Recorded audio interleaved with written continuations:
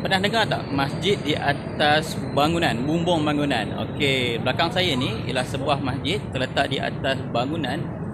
Ini bangunan kapak, mungkin 4 atau 5 tingkat. Atas dia ada sebuah masjid dan juga turut pada atas bumbung ni ialah sebuah rumah pusaka. Okey, untuk makluman tuan-tuan dan puan-puan, pendengar yang juga siapa yang mengikuti video ni masjid ni namanya Masjid Jami' Abdullah Hukum. Yang ni adalah rumah pusakanya. Saya nak share sikit lah berkenaan dengan masjid ni sendiri, rumah ni dan juga kawasan ini semua. Okey, jom saya sambung cerita ni. Okey, baik, sebelum saya cerita masjid ni dan juga kawasan sekitar ni, sejarah seringkas saya nak cerita kenapa saya cerita masjid ni. Satu ketika tu, waktu subuh gelap lagi, satu nak masuk subuh, saya carilah Google Map mana masjid terdekat. And then cari-cari saya sampai kat area Sunway bawah ni, nampak ada masjid dengar bunyi azan tapi tak jumpa masjid kat mana. Dan pusing-pusing tu nampaklah satu tepi bangunan tulis masjid ke arah atas. And then saya just kata follow lah, walaupun kita rasa sangsi kan, naik lift kita kat atas. Rupanya sampai atas saya jumpa masjid ni, Masjid Jami' Abdullah Hukum. Dan lepas solat tu saya pusing-pusing dan quite impressive. Jadi kali ni saya datang sini ada urusan sikit dan saya nak share lah kepada anda berkaitan dengan masjid ni.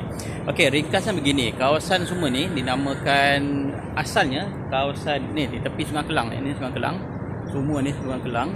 Tepi kawasan ni sekarang ni orang panggil kawasan bangsa lah ataupun Kampung Abdullah Hukum.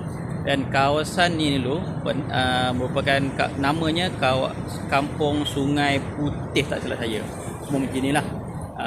Merupakan satu penempatan perkampungan Melayu dan yang pengasasnya adalah Abdullah Hukum. Di mana Abdullah Hukum ni dia hidup sekitar 1800-an dan juga meninggal 1900 lebih.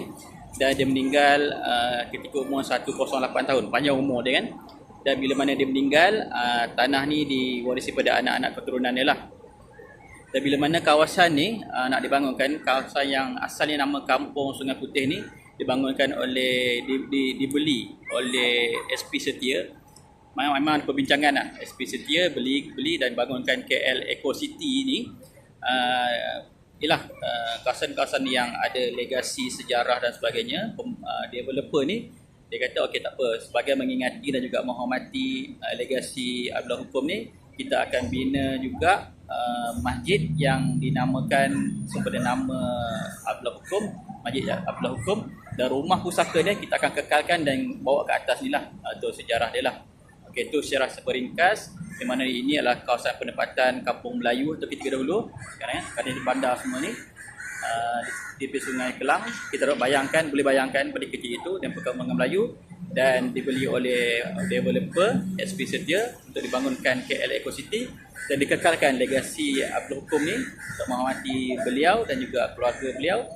Nama masjid ni dan rumah di sini.